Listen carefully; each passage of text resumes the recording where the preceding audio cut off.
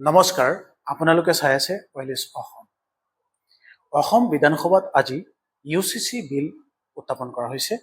ক্লিপটো আপোনালোকক মুখ্যমন্ত্ৰীৰ হৈ আপোনাৰ অনুমতি সাপেক্ষে মই the uniform civil code Assam bill 2026 সদনত উত্থাপন কৰিলোঁ।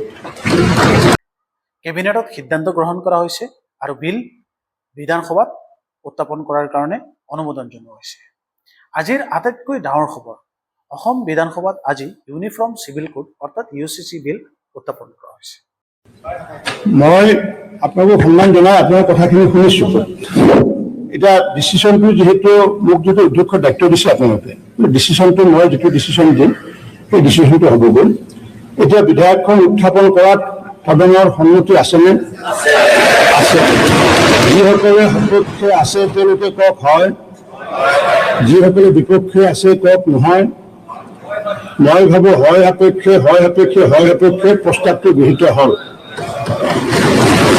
এতিয়া মাননীয় ওপৰত আইন সহজ কৰাৰ কাৰণে চেষ্টা কৰিব এই বিলখন।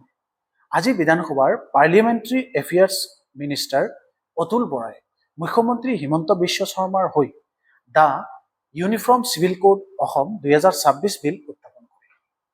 এই বিলত উল্লেখ কৰা হৈছে বহু বিবাহ নিষিদ্ধ কৰাৰ প্ৰস্তাৱ, লিভ ইন ৰিলেশ্যনশ্বিপৰ বাধ্যতামূলক ৰেজিষ্ট্ৰেশ্যন কৰাৰ কথাও উল্লেখ আছে। সবিশেষ আপোনালোকে ড্ৰাফ্টখন পঢ়িলে পাব। পুৰুষৰ বিয়াৰ নিম্নতম বয়স, মহিলাৰ বিয়াৰ নিম্নতম বয়স আদিৰ ক্ষেত্ৰত কিছুমান গাইডলাইন সুকীয়া হিচাপে আৰম্ভ কৰিছে।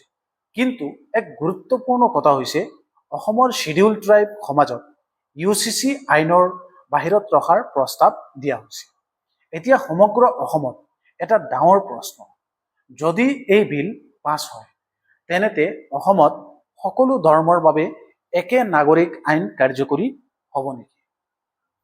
কিছুমানে কৈ আছে ই সমতাৰ বাবে ভাল পদক্ষেপ, আনহাতে বহুতে কয় ই ধৰ্মীয় স্বাধীনতা আৰু ব্যক্তিগত অধিকাৰৰ ওপৰত প্ৰভাৱ পেলাব পাৰে। ছ'চিয়েল মিডিয়াতো এই বিষয়ক লৈ তীব্ৰ আলোচনা চলি আছে। কিছুমানে সমৰ্থন কৰিছে, আনহাতে কিছুমানে কঠোৰ সমালোচনাও কৰিছে। সেইবিলাক আমি দেখিবলৈ পাই আছোঁ। এই মুহূৰ্তত বিল বিধানসভাত উত্থাপন কৰা হৈছে। আলোচনা আৰু বিতৰ্কৰ পিছতহে এই বিলখন পাছ হ'ব নে নহয় সেইটো সিদ্ধান্ত স্পষ্ট হ'ব পৰৱৰ্তী সময়ত। যদি পাছ হয় তেনেতে অসম দেশৰ অন্যতম ৰাজ্য হিচাপে ইউচিচিৰ কাৰ্যকৰী কৰা ৰাজ্যৰ তালিকাত অন্তৰ্ভুক্ত হ'ব অসমৰ নাম। আপোনাৰ মতামত কি? অসমত ইউচিচি কাৰ্যকৰী হোৱা উচিত নে? কমেণ্ট ছেকশ্যনত নিজৰ মতামত নিশ্চয় জনাব। ভিডিঅ'টো ভাল লাগিলে লাইক, শ্বেয়াৰ আৰু কমেণ্ট কৰিবলৈ নাপাহৰিব আৰু আমাৰ চেনেলটো ছাবস্ক্ৰাইব কৰি ৰাখিব। ধন্যবাদ। পৰৱৰ্তী সময়ত নতুন এটা ইনফৰ্মেশ্যন আপোনালোকৰ আগত লৈ আহে। Thank U.